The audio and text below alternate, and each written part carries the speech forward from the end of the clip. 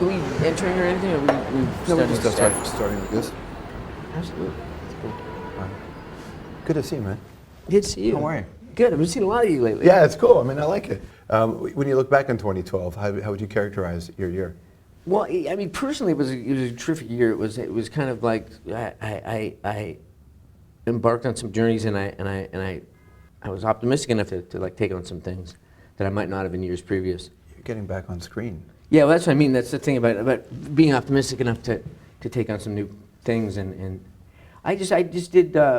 In the last few years, I've done some episodes of Good Wife, and I did the Curb Your Enthusiasm, and I'm just in a new play. I mean, I've found a way to make drugs work for me a little bit better, and I'm just emboldened by those experiences, and I just thought, why am I not doing what I do?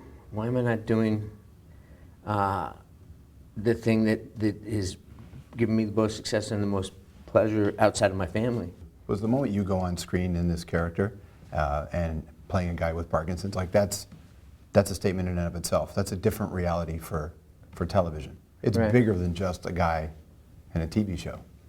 Well, yeah, but and what's cool about that, and what's cool about the reaction that people have to that with me, whether it's on the show as this character, as this essentially disabled character, or handicapped character, however you want to put it, someone differently situated. Yeah, that's cool and that's new. But for me, that's the part of the character I don't have to think about. I mean, I don't have to play that. So it's easy for me. You have a real sense of humor about Parkinson's and the way you present it publicly. The Curb Your Enthusiasm stuff was unbelievable. Oh, thanks. Oh, Jesus Christ! What the hell? What? Did you shake that up on purpose? Parkinson's. When Larry called me up, and I don't know Larry that well, I've met him a few times, but he called me up and asked me if I'd do it and pitched the concept to me, and I said, this is great. Because the way they work on that show is there's an idea, there's a series of points you want to get to in the scene, but how you get there is up to you. Yeah. It's all ad lib, it's all improv, and it was just great for me because I don't get a chance to do that much, and it just worked out great. Well, he did it in a humorous way, in the way that Rush Limbaugh really attacked you. Yeah. How do you feel about that? Again, I don't control how people respond to it, so I just let that go. However people react is how they react. It's how they're doing their own thing. It's at halftime. It's their. If they react like if people go, "How are you? Are you okay?" That's their fear. Right. You don't have to protect me. You don't have to step in for me and say, "Don't you know what this guy's dealing with?" Or just everybody chill. Yeah. And with Rush, it's different though. Don't rush. Rush. I mean, you got to remember that he's dealing with a really small base. He's not dealing with a big, and that was a mistake the Republicans made, was they thought this guy represented their constituency, and he doesn't. He's a fanatic. Yeah. And he's a showman, and he's just, I mean, he didn't care about me, or he didn't care about stem cells, he didn't care about Parkinson's, he cared about how would he flame up his base, and what would he say. And so the thing about fighting him is you can't fight him because who are you trying to win over? And anybody reasonable and responsible gets that you're right. Yeah. So to go into the public arena and fight him is like trying to win over people that already are on your side. So you just kind of go, oh, well, yeah, let him make noise in his own echo chamber. I want to read you a quote. This is from you at the Senate Appropriations Subcommittee hearing. This is in D.C. in '99. You said, "In my 40s, I can expect challenges most people wouldn't face until their 70s and 80s, if ever. But with your help, if we all do everything we can to eradicate this disease, when I'm in my 50s, I'll be dancing at my children's weddings." Yeah, I mean, I feel that way, in the sense that I feel that a lot of the things that we're doing with the foundation are going to pay off, and I feel like there's stuff that's happening outside of us that's also interesting stuff with we're figuring out ways to live longer and to live better. My symptoms, as moving around as I am right now, I mean, this is nothing. Yeah. I found ways to control what really gave me a hard time 3 or 4 years ago.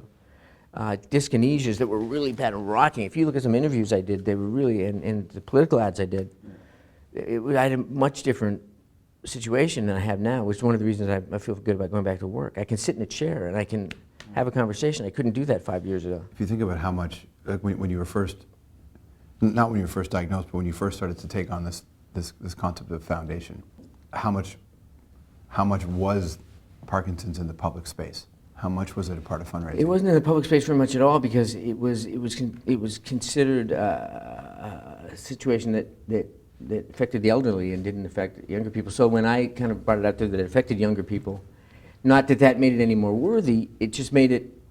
It just changed it in people's minds, right. And so that was a big thing. And when I went public with it, I had some real misgivings. I didn't know whether that was something I really wanted to do. And then once I did it, the genie was out of the bottle, and I had this feeling of kind of desperation, like, oh my God, what did I do? And it was the Post and all the papers and all the cable news networks, and they were running me in slow motion like I was a tragic figure. And if you're in slow motion, you're either dead or under indictment. And I really worried about it. But I went online and I went to some Parkinson's chat rooms and I saw the reaction of people. And it was the first time I realized I was part of a community. And I kind of went, wow, this is. There was a lady who talked about going to a store, and the guy always looked at her funny when she went into the store. And then finally, this one day she was kind of shaking and fumbling with her wallet, and he said, "What's the matter with you?" And she said, "I have Parkinson's." And he said, "Oh, like Michael Fox." Yeah. And I went, "Oh, wow, that's really heavy. That's really like a thing." You just don't feel alone anymore. I don't feel alone anymore. And for me, I felt a real sense. I felt this sense of opportunity. People want to hear when I say, "What are you doing in the foundation? Is there anything close?" And they want to hear, "Yeah, we found this pine nut that if you squeeze the oil out is a cure." Well, it doesn't work that way. So we're trying to find. We're very close to finding a biomarker. We've got a big research project going on, which is a way to find an indicator, a common indicator in all Parkinson's patients that will tip us off before symptoms are evident. Because by the time symptoms are evident, by the time my pinky twitched, 80% of the dopamine-producing cells in my brain are already dead. Right. So if we can find a way early on that we can find a marker, then we can identify along the way the progression of the disease, and we can treat it earlier, and we can get in there earlier. And if we can find a drug that halts progression and eliminates symptoms, that may not be in the pure sense a cure, but it's as good as a cure. Did you have to change the way you approached being optimistic over the years? Yeah, I mean, I was always just a basically optimistic person when I was a kid, but I mean, it's a richer thing now, and it's informed by the difficult times. It's not informed by kind of a sense of a wide open future in front of me, and I can't wait to get into it. Yeah. It's more of a past behind me that's been difficult and challenging, but because I've gotten through it, has made me optimistic. How'd you get there? I just had some struggles. I mean, I was diagnosed, and around the time I was diagnosed, I mean, my son was born and my father died within a year. And so I just when I kind of got how valuable my dad was, Yeah. in relation to the fact that I was about to raise a son, I lost him, and so that threw me off. And then I was diagnosed very shortly after, and then I realized my diagnosis that one of the ways I was self-treating it by drinking more, and so I realized I had to not do that anymore, and that was a challenge, and all that stuff, and I mean that put pressure on my marriage, and all that stuff was just to come through that, and to come through that with a stronger marriage than ever, and a sobriety that was really lasting, and an understanding of how much I love my dad and how important he was to me in his absence, which is unfortunate, but a real strong appreciation for him and a new respect for him. And again, my marriage, it strengthened my marriage because I realized she wasn't going anywhere when I was diagnosed, and that's your first fear. Yeah, for sure. Is am I going to become a burden on my family, and the fact that she wanted to have more children, and now I have 3 more kids after that, after my diagnosis, and they're great, and I can't imagine life without them. As we go through the new year, 2013 now, what are you looking forward to? Is there a moment that you're hanging on? Well, there's a couple things. I mean, like I said, my daughters are going to start. They're going to finish high school next June, and then going to college, and that's an amazing thing. That's really. I mean, like I said, we're babies when I started out on this journey, and I'm gonna start the show and do this new show, and that's gonna be big. And I mean, every year is cool. It's an opportunity. It's amazing. Before we wrap up, rapid fire anthropology questions your way. What is one food that's your favorite gross food? Well, I don't know if it's gross, but I like circus peanuts. Those kind of fake corn oil based marshmallow things. That are really, you eat like 5 of them and they become a rock that you think you'll never pass. You hope you never pass. What's the weirdest thing a fan ever said to you? Michael Keaton, I love you. Yeah. Who do you somebody that you have to make peace with? Who do I have to make peace with? I have to make peace with I